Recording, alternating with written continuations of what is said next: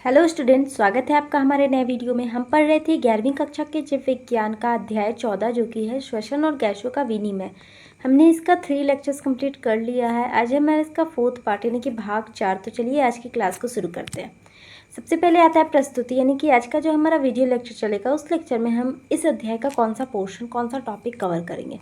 आज का हमारा टॉपिक रहेगा फेफड़ों की स्थिति और संख्या। देन हम डायफ्राम के बारे में जानेंगे। देन फुफ्फुसावरण यानी प्ल्यूरा, ठीक है, उसकी संरचना देखेंगे।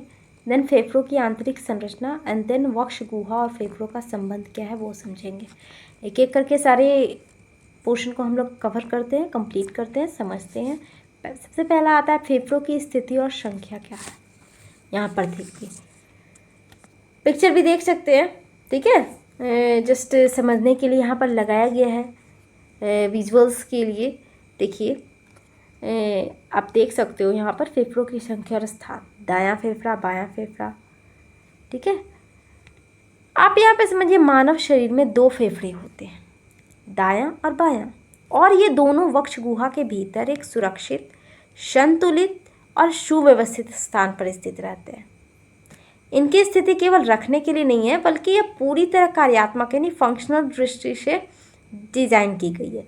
दोनों फेफड़ों हृदय के दोनों ओर स्थित होते हैं, लेकिन ध्यान देने वाली बात यह है कि बायां वाला फेफड़ा जो है, आप पिक्चर में भी देख सकते हैं, बायां वाला जो फेफड़ा आप देख रहे हैं थोड़ा सा छोटा होता है, क्योंकि उसे हृदय के लिए जगह छोड़नी पड़ती है। इस पोर्शन को हम लोग बोलते हैं कार्डियक नॉच, ठीक है। दाएं फेफड़े में आमतौर पर 3 खंड लोब्स होते हैं, 3 खंड होते हैं, लोब्स होते हैं, जबकि बाएं में 2 होते हैं। और यह भी इसी संतुलन का हिस्सा है, क्योंकि बायां वाला क्या होता है, थोड़ा छोटा होता है ना, हार्ट का जगह वो ले लेता है, इसीलिए। फिर पसलियाँ यानी रिब केज इन फेफड़ों को चारों तरफ से घेर कर सुरक्षा देती है, जिससे कि बाहरी चोटों से बचाव होता है। साथ ही यह ढांचा इतना लचीला भी होता है कि श्वसन के दौरान फेफड़े आराम से फैल और सिकुड़ सके, जैसे कि किसी कार का इंजन मजबूत बॉडी के अंदर रखा होता है ना, ताकि वह सुरक्षित भी रहे और बिना रुकावट के अपना काम भी कर सके। ये पिक्चर आपने देख लिया। नेक्स्ट देखिए, वक्ष गुहा की संरचना। वक्ष गुहा सिर्फ एक खाली जगह नहीं है, बल्कि यह एक अत्यंत सुव्यवस्थित, बंद यानी एयर टाइट और कार्यात्मक कक्ष है, जो कि श्वसन की पूरी प्रक्रिया को संभव बनाता है। इसका पीछे का भाग केशिरु दंड यानी वर्टिब्रल कॉलम से बना होता है, जो इसे मजबूती देता है। सामने की ओर उरस्थि यानी कि स्तर्नम होती है, और दोनों तरफ पसलियाँ होती है, जो कि मिलकर एक रिब केज बनाती हैं। नीचे की ओर डायफ्राम इस गुहा की सीमा बनाता है। अब इसकी सबसे महत्वपूर्ण विशेषता है वायुरोधी होना। इसका मतलब यह होता है कि इसके अंदर का दाब यानी प्रेशर नियंत्रित किया जा सकता है।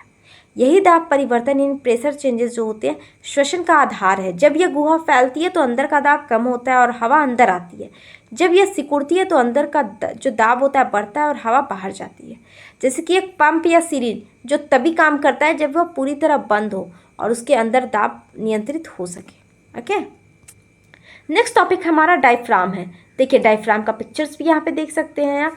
डायफ्राम की संरचना क्या होती है। डायफ्राम श्वसन तंत्र की सबसे महत्वपूर्ण मांसपेशी होती है, और इसकी संरचना इसे इस कार्य के लिए विशेष रूप से उपयुक्त बनाती है, ठीक है। यह एक डोम शेप्ड पेशीय झिल्ली होती है, जो कि सामान्य स्थिति में ऊपर की ओर उभरी रहती है। इसके किनारे क्या होता है, पसलियों और रीढ़ से जुड़े होते हैं, ठीक है, जबकि इसका जो मध्य भाग होता है थोड़ा नीचे की ओर होता है। इसकी मांसपेशियाँ जो होती है रेडियल दिशा में व्यवस्थित होती हैं, जिससे कि यह संकुचित होकर पूरे गुंबद को, डोम शेप होता है, उसको नीचे खींच सकती है। इसकी यह संरचना इसे एक डायनेमिक पार्टीशन बनाती है, यानी यह सिर्फ 2 गुहाओं को अलग नहीं करती है, बल्कि उनके बीच समन्वय, कोऑर्डिनेशन भी बनाती है। जैसे कि एक लचीली खींचने वाली छत आप देख सकते हो, जो कि पूरे कमरे के आकार को बदल सकती है। तो आप उसी तरह उसे समझिए, ऊपर नीचे भी हो सकता है, ठीक है। नेक्स्ट आते हैं डायफ्राम का कार्य क्या है। डायफ्राम का कार्य श्वसन की पूरी प्रक्रिया का इंजन जैसा है। जब हम अंतर श्वसन यानी इनहेलेशन करते हैं तो डायफ्राम संकुचित होकर नीचे की ओर खींचता है। इससे वक्ष गुहा का आयतन बढ़ जाता है और अंदर का दाब कम हो जाता है। यही कम दाब बाहर की जो हवा होती है उसको अंदर खींच लेता है। यह पूरी तरह प्रेशर ग्रेडियंट पर आधारित होता है। जब हम निश्वसन यानी एक्सहेलेशन करते हैं तो डायफ्राम रिलैक्स होकर फिर से ऊपर उड़ जाता है। इससे वक्ष गुहा का आयतन घटता है, दाब बढ़ता है और हवा बाहर निकल जाती है। सामान्य श्वसन में यह प्रक्रिया पैसिव होती है, लेकिन गहरी सांस या फिर जोर से सांस छोड़ने में यह अधिक सक्रिय हो जाती है। यहाँ पर महत्वपूर्ण बात तो यह है कि फेफड़े खुद से नहीं फैलते हैं, वे डायफ्राम और अन्य मांसपेशियों के मूवमेंट को फॉलो करते हैं। ठीक है, आप ऐसे समझ सकते हैं जैसे कि सिरिंज का पिस्टन होता है, नीचे खींचेंगे तो अंदर जगह बनेगी, हवा या फिर तरल अंदर आएगा, ऊपर दबाएंगे तो अंदर का दाब बढ़ेगा, हवा तरल बाहर जाएगा।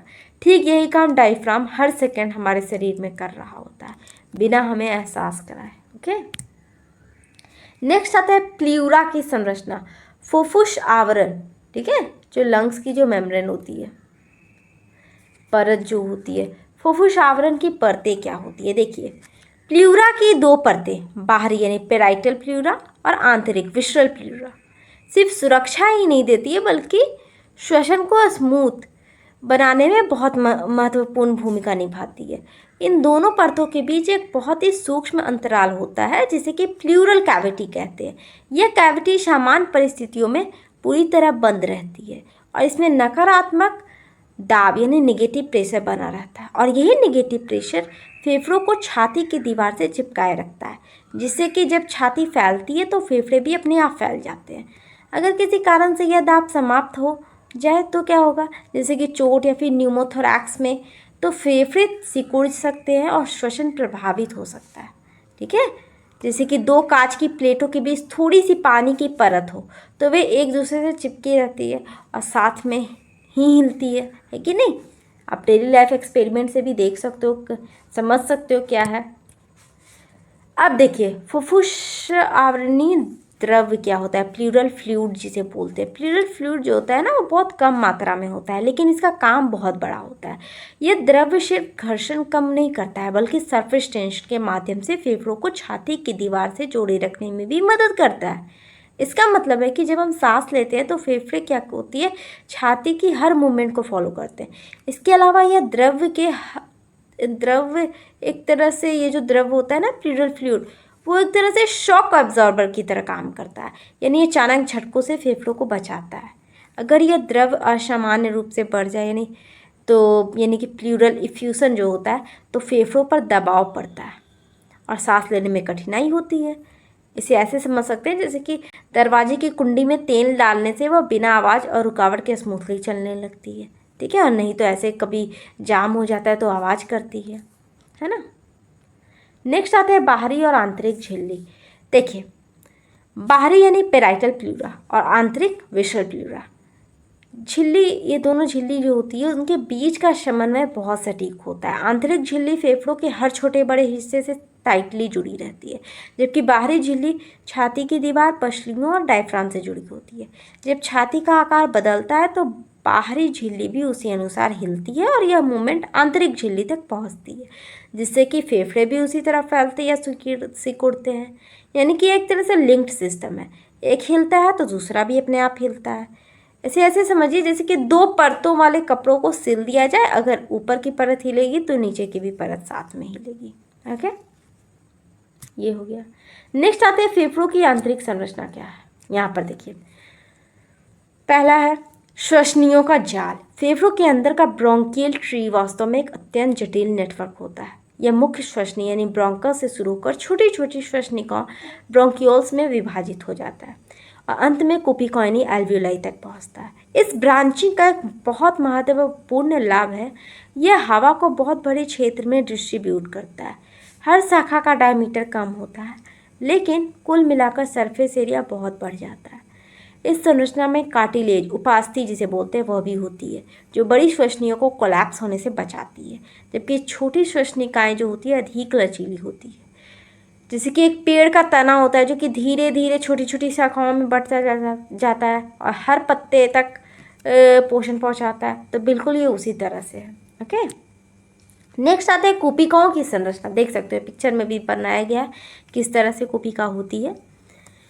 कुपिकाएं एल्वियोलाई श्वसन तंत्र की सबसे महत्वपूर्ण सूक्ष्म इकाइयाँ हैं। ठीक है, जो वो एल्वियोलाई होती है वो श्वसन तंत्र की सबसे महत्वपूर्ण सूक्ष्म इकाइयाँ हैं।